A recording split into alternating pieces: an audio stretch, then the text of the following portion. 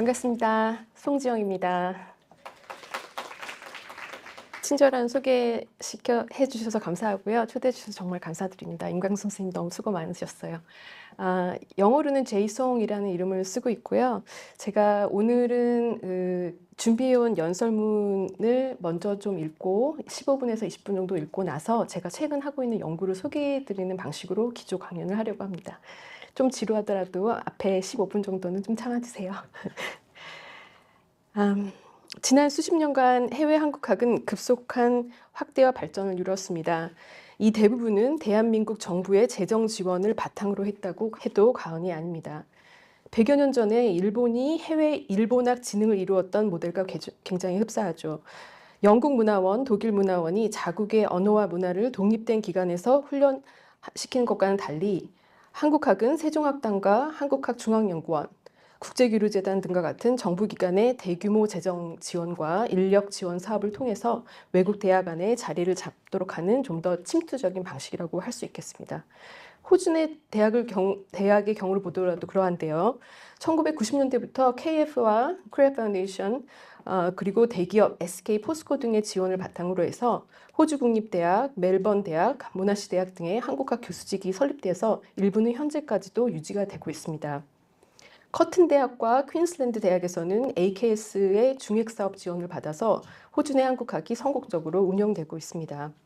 이 같은 성공은 해외 대학 내부에서 한국학을 뿌리내리기 위한 교원들의 노고가 바탕이 되어 왔습니다.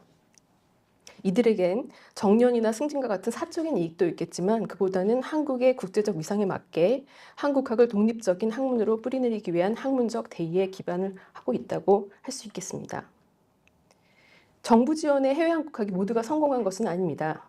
초기 정부 지원이 끝나고 나면 소리 소문 없이 사라지는 한국 학과와 교원들도 굉장히 많았습니다. 일례로 호주 멜버른 대학에서는 90년대에 KF로부터 초기 5년의 지원이 끊기자 대학은 한국학 교수직을 철폐한 바가 있습니다. 최근에 한국학에 대한 관심이 늘어나자 멜버른 대학은 2017년에 또다시 KF의 지원을 받아서 한국학 교수직을 설치했습니다. 지원서는 한인학자가 쓰고 일도 한인학자가 하고 기금은 한국 정부가 지원하고 대학 관계자는 계약서에 서명만 하는 그러한 방식입니다. 동 교수직에 임용되었던 당사자로서 저는 KF 지원 초기 5년 이내에 한국학을 건립하고 호주 정부와 한국 정부로부터 연구사업에 선정되어 성공적으로 한국학을 정착시켰다고 자부합니다. 그런데 2023년 제가 건강상의 이유로 사직한 이후로 현재까지 동대학의 KF 부교수 자리는 채워지지 않고 있고 한 단계 아래인 언어교육 중심으로 격화되어서 운영되고 있습니다. 이와 비슷하게 서호주대학에서도 AKS 중액사업에 선정되어서 사업을 받고 난 이후에 한국학을 대폭 축소하여 현재는 언어 중심 조교수 이하 교원으로 운영되고 있습니다. 이와 같은 한국 정부의 대규모 재정 지원에도 불구하고 일부 해외 한국학과가 축소 격한되는 데는 다음과 같은 이유가 있겠습니다. 첫째, 대학과 고등교육 전반의 하락입니다. 인구 변화로 인해 학생 수가 줄어들면서 대학 재정 역시 줄어들었습니다. 그래서 인기가 없고 취업률이 낮은 인문사회 계열의 학과들은 자연스럽게 시장 논리에 의해 철폐되거나 축소가 됩니다. 이 과정에서 인문사회 언어 계열에 속한 한국학은 소멸되는 것입니다. 대학은 현지인보다 등록금을 3배가량 높게 내는 유학생들이 많은 교양 과목으로 한국어만을 남겨놓고 독립된 학문으로 성장하기 위해 필요한 필수 과목을 철폐 혹은 다른 과목과 통합하기도 합니다. 연구를 하지 않는 시간 강사 중심의 한국 교원으로 한국학 구성원을 유지하고 최고 단계인 정교수로까지 승진은 흔치가 않습니다. 둘째, 해외 한국학 진흥이날 명분하에 눈감아지는 제국주의의 연속입니다. 영연방 국가 중 하나의 호주는 19세기 말 영국 식민지 세력이 호주 원주민의 토지를 약탈하고 원주민을 대량 학살하고 아이들을 납치해 백인 교육을 시킨 것으로 잘 알려져 있습니다. 이 같은 잔인한 과거의 식민 세력의 잔재가 21세기 대학 운영 현실에서도 남아 있습니다. 식민 통치와 지배 방식, 즉 통제해야 될 대상을 인종, 언어와 같은 정체성으로 행정 편의를 위해 구분하고 소수민족 사이 경쟁과 분쟁을 야기해 자멸토록 하는 방식입니다. 대학의 고위 관리인들은 과거의 식민 세력이 그랬던 것처럼 난해한 규칙과 복잡한 절차를 두어서 피식민 세력을 가두어둡니다. 이를 문제시하고 저항하는 교원에 대해서는 조직적이고 은밀한 폭력을 행사하기까지 합니다. 과거와 다른 점이라면 21세기 제국주의자는 백인뿐만 아니라 제국주의 하에서 살아남은 과거 피식민지 국가 출신 유색인이 현재의 가해자가 되어 있다는 점입니다. 21세기 유색인 제국주의자는 사대주의와 백인 우월주의에 길들여져서 본인과 같은 유색인을 차별하고 억압하며 백인 중심 기관에서 교육받고 직업적으로 성공한 본인들을 우월하게 여깁니다. 한국은 과거 일본의 식민지국으로 이러한 제국주의 잔재에 대해 민감하고 도덕적으로 대처해야 됨에도 불구하고 정부는 한국학진흥이라는 명분하에 해외 대학의 제국주의식 한국학 운영을 알면서도 용인하고 있습니다. 해외 대학 현장에서 실제로 일하는 사람과 그 위에 이름을 올리는 사람, 그리고 또 그 위에서 이 모든 것을 통제하는 사람이 제각각 다 다릅니다. 대부분 디아스포라 한국인 교원은 여기서 가장 아래거나 중간 관리인, 즉 한국어 교육과 한국학 연구 현장에서 실질적 성과를 내는 부류의 대부분이고, 교육과 연구를 전혀 하지 않는 대학 내 고위 운영자가 과거 식민지 총독처럼 모두의 고용계약을 결정하는 구조입니다. 그렇기 때문에 한국 정부 재정 지원이 완료되고 한국학과가 설립되고 난 후에 관리가 더 쉬운 방향으로 구성원이 재조정돼서 정부 지원 한국학 교수직이 오랫동안 공석으로 남아있다가 결국 폐쇄되는 것입니다. 이 과정에서 한국 정부는 해외 대학의 계약상 문제를 전혀 제기하지 않아 왔습니다. 이 문제는 정부나 국회가 전 세계적으로 전수조사를 해서 한국 정부 지원 해외 한국학 교수직이 유지되고 있는지를 검토해 보아야 할 심각한 문제입니다. 셋째, 지금까지 설명한 제국주의 식민통제 잔재는 현지의 배타적 인종차별로 연결됩니다. 특히 호주는 제국주의에 더해 백호주의라는 영국인 백인 우월주의에 기반한 인종차별적 이민정책을 국가가 공식적으로 시행했던 나라입니다. 100년 전에 반 이탈리아, 반 그리스인이었다면 최근엔 반 무슬림, 반 중국 등으로 대상이 확대되거나 옮겨갑니다. 백호주의가 종료된 지 50년이 지난 지금까지도 위로부터 아래까지 사회 구석구석에 사회 구석에 깊이 중국계 동양인 이민자에 대한 혐오와 두려움이 동시에 깔려 있습니다. 특히 중국인에 대한 혐오는 한국에 못지않게 호주에도 깊이 깔려 있고, 이는 코비드-19 때 겉으로 드러나기 이르렀습니다. 중국인과 비슷하게 생긴 동양계를 대상으로 한 길거리 폭력, 일상생활에서의 폭력과 차별의 제호 한인도 예외는 아니었습니다. 다음으로 넘어가서요. 디아스포라 연구 관점에서 본 한국학 방향을 전망해 보도록 하겠습니다. 첫째, 한국학은 이제 한반도라는 영토의 개념을 초월해서 초국가 글로벌 한국으로서 재외한인 이민자와 디아스포라 연구로 확장되었습니다. 한국학이 과거 한반도라는 영토 내에서 일어났던 역사적 사실 해석과 언어, 역사, 문화에 주로 국한되어 왔다면, 근현대 한국학 분야는 국제정치학, 사회인류학, 북한학으로까지 확대되면서 역외, extraterritorial 혹은 초국적, transnational 범위로 연구 대상이 확대되었습니다. 중앙아시아로의 한인 강제 이주, 만주로의 반강제적 식량 이주, 남미와 하와이로의 집단 노동 이주, 탈북 난민과 이주민 등 이민과 디아스포라 연구는 이미 한국학의 범위에 들어와 있고 앞으로도 꾸준히 확장할 것으로 보입니다. 둘째, 이민 1세대 한인 연구는 그 자체가 한국의 근현대사 연구라고 보아도 무방합니다. 이민 1세대 연구는 이들이 태어난 국가의 언어, 사상, 문화가 정착한 나라의 그곳과 만나면서 변형되는 과정을 경험과 기억으로 포출해내는 사회학에서 시작한 매우 흥미로운 연구 분야입니다. 특히나 연구자가 누구냐에 따라서 연구 대상에 대한 해석과 의미가 변화하기도 하는 매우 유동적인 학문이기도 합니다.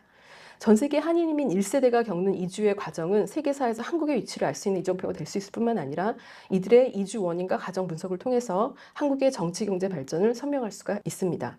19세기 말 이주민이 구한말 식량 안보를 위해 동북아로 갔다면 50년대에는 한국전쟁을 위한 전쟁고와 전쟁 신부가 있었고, 7, 80년대에는 중동으로 건설노동 기술이민, 유럽의 간호기술이민을 했습니다. 최근 20, 30년 내에는 세계화와 자유화로 인해서 조기 유학을 통한 전문 기술 이민으로 이민 계급이 상승했고, 이는 현재 대한민국의 국력을 상징하기도 합니다.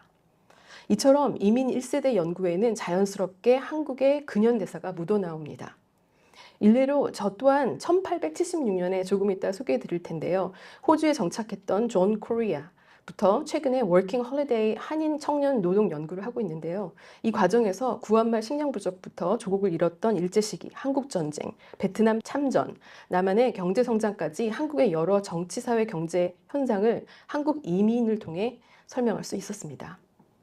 제호한인 연구 이전에는 주로 탈북민 연구를 했었는데요. 이 역시 북중 관계, 남한의 대북 정책 변화, 탈북민 사회 적응 및 차별 등 한국의 정치 사회의 원인 분석을 한국학 내에서 해왔습니다. 따라서 한인 이민 1세대 연구를 하는 학자들은 본인들도 모르는 사이에 이미 영토를 초월했을 뿐만 아니라 전공까지도 초월해서 한국학의 범위를 확대해 나가고 있는 것입니다. 앞으로도 이러한 연구 방법은 지속될 것으로 전망해 봅니다. 셋째, 이민 2, 3세대를 거치면서 디아스포라 연구 방향은 정체성 연구로 넘어갑니다. 2세대 이후 디아스포라는 본인이 태어나고 자란 현지에서 부모와 조부모의 고향인 한반도를 어떻게 기억하고 유지하는지 이들의 언어, 문화, 예술이 그 연구 대상이 됩니다. 현지에서 소수민족으로 살아가는 2세대 이상의 제외한인에게는 한반도는 돌아갈 수 있는 영토라는 추상적인 의미를 넘어서 실제로 남한에서는 귀국동포라는 다소 특별한 법적 지위가 제공되기도 합니다. 2세대 이상 디아스포라와 한반도와의 관계, 즉 국적과 인종 사이에서 개인은 어떠한 선택과 타협을 하는지도 매우 흥미롭게 떠오르고 있는 연구 주제입니다. 귀국 동포 또는 외국 국적 한인이라고도 불리는 조선족, 고려인 연구, 또 그들과 달리 북한 이탈 주민, 결혼 이주 여성과 또 그들의 다문화 아동에 대한 연구도 한국학의 범위에 속하고 앞으로 꾸준히 발전하는 전망입니다. 저 역시 가장 최근에는 조선족과 고려 사람 연구를 진행 중인데요. 이들이 집성촌을 이루고 있는 서울의 대림동, 안산의 원곡동, 광주의 고려인 마을 등의 공간 연구로 넘어가고 있는 상황입니다. 이 과정에서 전공을 초월한 학제적, interdisciplinary 혹은 다학적, multidisciplinary 연구가 매우 도움이 되었는데요. 역사, 언어, 민족 문화, 법, 정치, 인구 경제 지표, 집성촌 생성, 도시 건축, 생애주기적 인류학 등 다각적 분야에서 함께 접근하고 최소 1세대 진화 과정을 관찰하면 어느 정도 패턴과 이론이 성립한다는 점을 깨달았습니다. 따라서 한국학 연구에서 그 어느 때보다 언어와 문화를 초월한 연구 협력이 긴밀히 필요하다고 생각합니다. 여기서 한 가지 강조하고 싶은 점은 한국학이 이제 기존의 엘리트 중심 혹은 피해자 중심의 시각에서 벗어나서 중산층 이하 노동 계급의 이동성, 모빌리티를 주의 깊게 살펴볼 필요가 있다고 생각합니다. 사실 역사는 소수의 엘리트들이 만드는 것이 아니라 바로 중산층 이하의 일반인 중 이주를 선택하고 실행에 옮겼던 대다수 청년 노동 이주자들에 의해 만들어졌기 때문입니다. 한국사는 과거 왕족과 관료, 독립운동가, 정치인, 기업인, 사회운동 지도자 등 엘리트 중심으로 교육되어 온 경향이 있습니다. 근현대사로 들어와서는 일본군 위안부, 군부 독재 피해자 등 피해자 중심의 연구도 한 축이 되어봤습니다. 여기서 엘리트도 아니고 피해자도 아닌 대다수의 중산층 이하의 엘리트 이하는 엘리트 정치의 소극적 수혜자 혹은 피해 그룹의 소극적 방관자 정도로만 존재해 왔습니다. 그러나 디아스포라 연구의 관점에서 보면 이 중산층 이하의 국내외 이동으로 인해서 근현대 한국이 발전하고 변화했다고 봐도 과언이 아니겠습니다. 가깝게는 한국 내 농촌에서 도시로, 강북에서 강남으로 이동이 모두 중산층 이하에서 이루어져 왔고, 멀게는 북에서 남으로, 또 남에서 서구 선진국으로 이동하는 것은 자본과 정보를 어느 정도 축적한 중산층에서 실행해 왔습니다. 남한의 상류층은 대부분 해외에서의 경험과 학력, 때로는 이중 국적을 가지고 든든한 가족과 부가 있는 본국으로 돌아오거나 왕복 이민, 즉 셔틀 마이그레이션 생활을 합니다. 이들에 대한 연구는 남한의 경제 발전 및 세계화와 밀접하게 연관됩니다. 그래서 중산층 이하 디아스포라 연구는 한국학 그 자체라고도 할 수 있겠습니다. 오늘과 내일 이 회의에서 듣게 될 여러 한인 디아스포라에 관한 연구는 전 세계 곳곳에 흩어져 있는 중산층 이하 노동계급 한인 이민 연구가 한국학에 기여할 수 있는 잠재력을 한 곳에서 모두 들을 수 있다는 점에서 매우 고무적입니다. 이를 준비해 주신 고려대 민족문화연구원 관계자분들께 깊은 감사를 표합니다. 이미 한국학의 주체이자 대상인 디아스포라 학자 본인들에 의해서 이러한 연구가 많이 진행되어 왔고, 미국이나 유럽 등 선진국과 중국, 일본과 같은 주변국에서 한층 더 나아가서 동남아, 중동, 남미, 오세아니아, 아프리카까지 나아가는 것을 알 수 있습니다. 이들 전 세계 한인 디아스포라 연구자들과 국내 민족문화 연구자 간의 학술 교류를 통해서 한류뿐만 아니라 한국학의 위상이 전 세계로 확장될 수 있을 것이라고 믿습니다. 감사합니다. 이 다음으로는 이민의 진화라는 책이 이제 제가 한국어로 써서 작년 11월에 출간한 책이고요. 서점에 가시면 사서 보실 수 있습니다. 제가 오늘은 여분이 없어서 못 가져왔습니다. 죄송합니다. 여기에서 보면은 지난 150년 동안의 제호한인의 역사를 쭉 이제 훑었는데요. 여기서 오늘 소개 드리고 싶은 사람은 존 코리아라는 사람입니다. 그 연구가 어떻게 시작되었냐면요. 이 고문서를 하나 찾았어요. 여기서 시작됐습니다.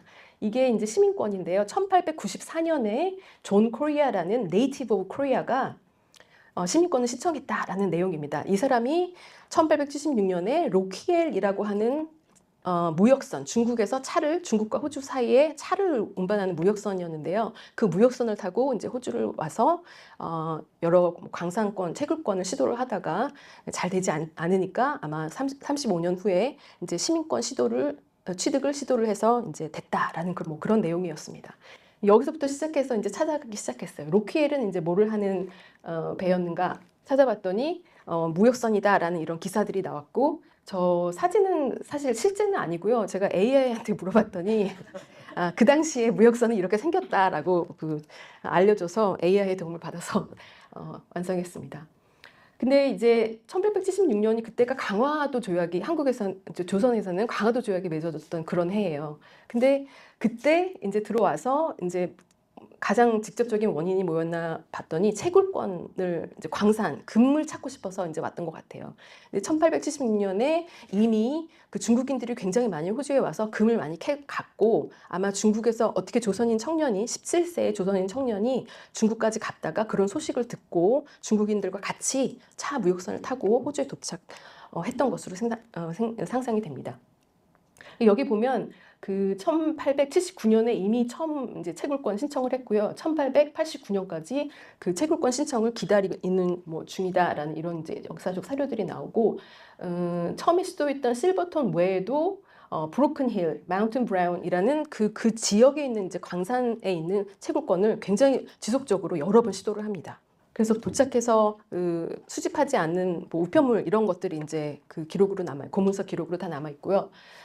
그래서 이건 처음에 보여드렸던 1894년의 시민권 자료이고, 여기에 이제 본인의 핸드라이팅으로 보여요. 그러니까 존 코리아라든지 네이티브 오브 코리아, age 35 years, 35세, 로키엘이라는 배를 타고 왔고, 그 당시 직업이 쉬어러라고 나와 있어요. 쉬어러는 이제 양털 깎는 그런 직업을 하고 있었거든요. 그러니까 채굴권이 허가되기 이전까지는 양털도 깎고 여러 이제 잔일을 하면서 이렇게 버텼던 것으로 추측이 됩니다. 이거는 제가 책에는 실지 않았어요. 책을 출간하고 나서 굉장히 최근에 발견된 고문서인데요. 존 코리아, 그러니까 한국 이름은 알려져 있지 않아요.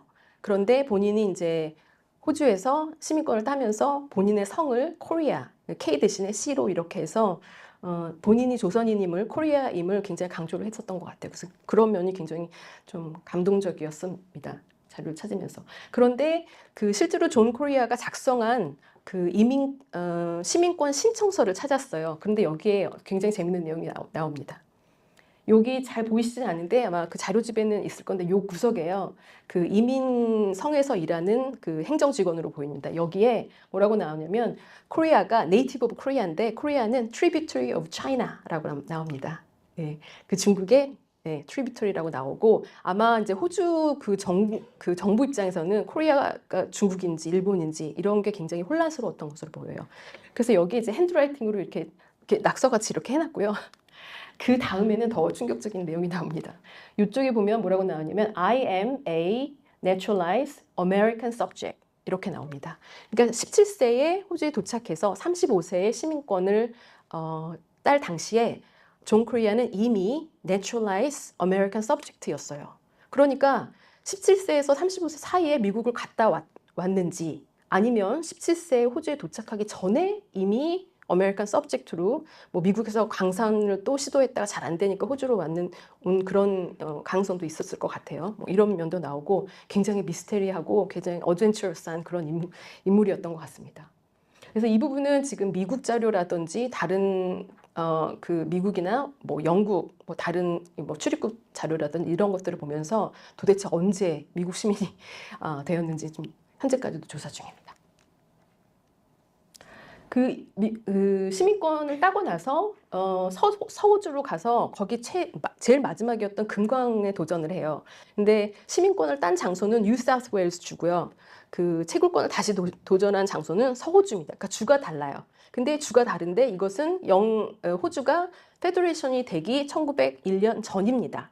그래서 그 뉴사우스웨일즈에서 시민권을 따고 서호주에 가서 채굴권을 신청을 했는데 거기서 리젝을 당합니다. 거부를 당하는데 그 이유가 뭐냐면 당신은 뉴사우스웨일즈 시민이지 서호주에서는 적용이 안 된다. 이래서 채굴권이 또 이제 불허가 돼요. 그래서 할 수 없이 다시 또 뉴사우스웨일즈로 돌아갑니다.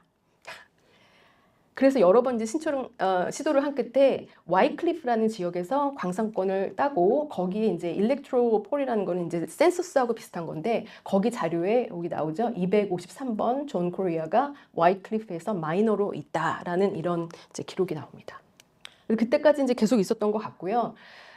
좀 파스트 포워드해서 1920년에 자료가 하나 더 나오는데 아들레이는 또 남호주입니다. 그러니까 이분이 150년 전 인물인데 굉장히 여기저기 많이 돌아다니셨어요. 그래서 이게 초국적 이동이 뭐 21세기, 20세기, 21세기 현상이라고 우리는 추측을 하지만 19세기에도 굉장히 많이 이렇게 이동이 많았습니다.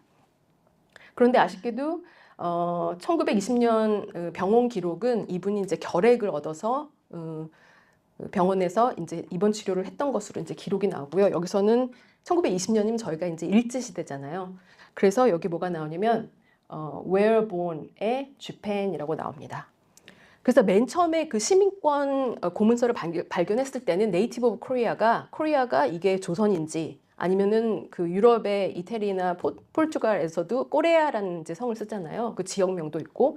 그래서 처음에 그 문서를 찾았을 때는 이 사람이 이탈리안인지 포르투기즈인지 조선인지 확실하지 않았는데 이 병원 기록을 통해서 where born Japan이면은 조선인이구나. 그래서 여기서 확신을 하게 됐습니다.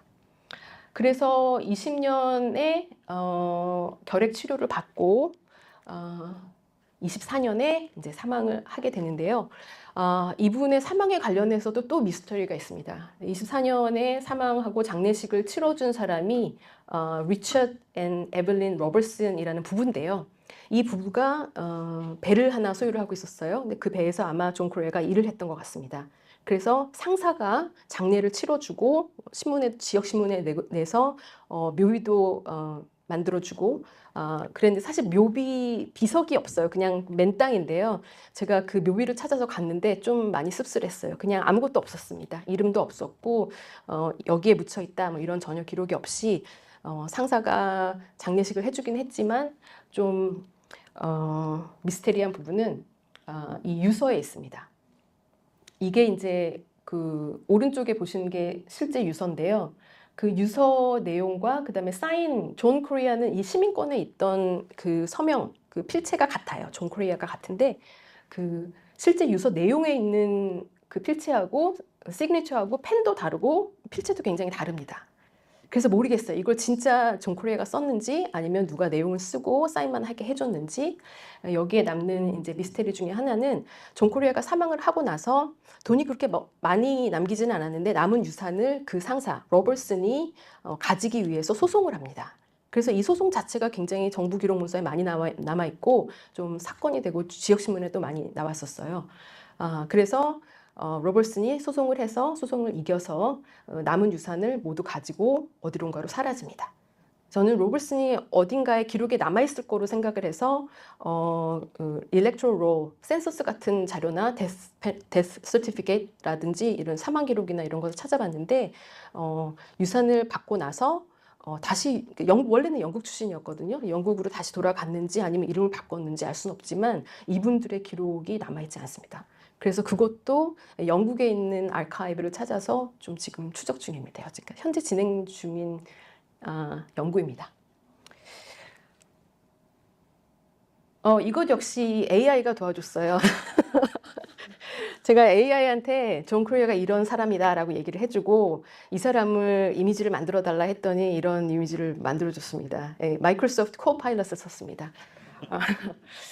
결론을 내자면 1876년에 호주에 도착한 존 코리아의 아이덴티티가 가장 문제였어요. 그러니까 받아들이는 현지에서도 이 사람이 중국인인지 일본인지에 대한 굉장히 혼란이 있었고 그 혼란에서 본인의 정체성을 남기기 위해서 본인의 성을 코리아라고 이렇게 남겼습니다. 그래서 마치 저는 존 코리아가 저를 찾아온 것 같은 느낌이 있었어요. 만약에 이분이 존 스미스 이렇게 이름을 그냥 만들었다면 저는 이분을 찾지를 못했을 거예요. 그런데 그나마 존 코리아, C를 써서 K가 아닌 C를 써서 남겨놓았기 때문에 이분을 찾을 수 있었고 이 정체성은 한국 민중문화 연구, 한국학 연구에서도 굉장히 그러니까 중요한 문제인 것 같습니다. 두 번째로는 제가 기조연설에도 강조를 했던 클래스 문제입니다. 노동계급, 중산층 이하 노동계급의 모빌리티는 우리 디아스포라 연구에서 굉장히 주목해서 봐야 될 부분이라고 생각합니다. 그래서 이분은 강화도 조약이 만들어지던 1876년에 호주에 갔고 거기에서 양털깎기, 쉬어라든지 광부, 보트핸드, 선박 노동자로도 일을 했었고 이런 노동계층의 모빌리티 문제는 주목해서 봐야 될 문제라고 생각합니다. 레이스, 인종인 것 같아요. 결국 남는 문제는 디아스포라에서 인종차별, 인종 문제는 뺄 수 없이 중요한 문제라고 생각을 합니다. 마지막으로 미스테리로 남아있는 이분의 미국 시민권 취득이라든지 그 유산의 부분의 문제는 계속 이제 추적해야 될 문제지만 그 국적, 인종, 계급 이런 정체성 문제들이 디아스포라 연구에서는 굉장히 중요한 키워드로 계속 여러 연구에서 등장하고 있는 문제라고 생각을 합니다. 지금까지 경청해 주셔서 감사합니다.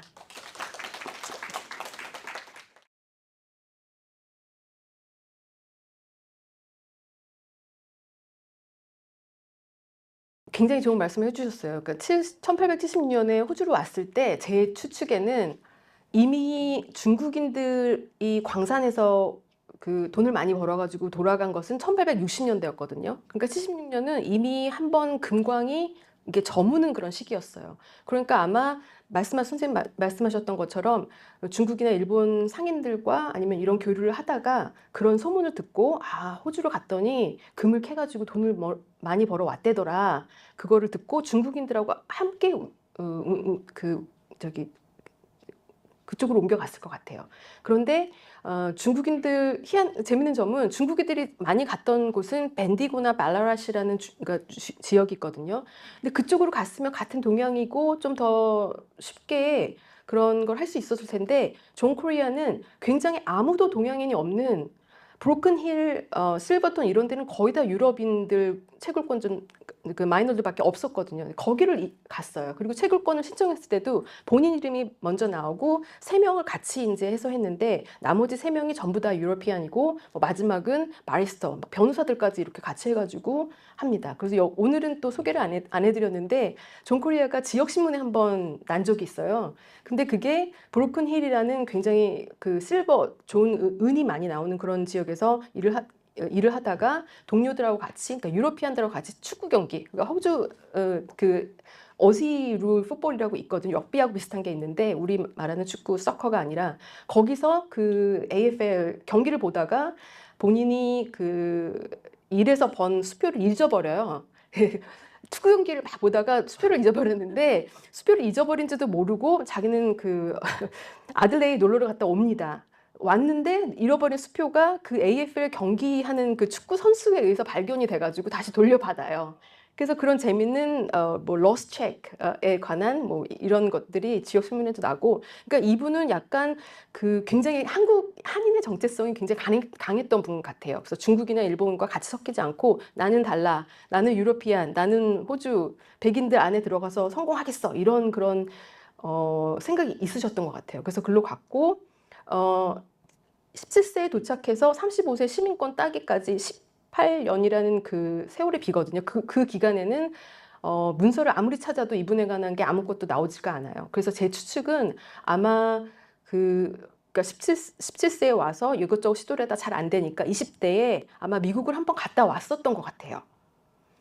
그래서 사실 맨 처음에 자료를 뒤져본 거는 하와이에 있는 그 집단 플랜테이션에 많이 갔었잖아요. 그거는 대량이주로 해서 갔는데, 그래서 하와이까지는 제가 갔습니다. 하와이 가서 존 코리아를 찾아봤는데 거기 기록이 나와 있질 않아요. 그래서 하와이로 갔다기보다는 미국 서부 쪽에 가서 아마 이분은 거기에 꽂혔어요. 그냥 되게 그 광부가 금을 너무 찾고 싶었던 분이었던 것 같아요. 계속 시도를 하는데 아마도 미국을 갔다면 서부로 갔을 가능성이 많았을 것 같습니다. 그래서 그것은 이제 제가 연구비가 더 마련되고 이러면 미국까지 가서 이제 아카이브도 찾고 더 해볼 생각입니다.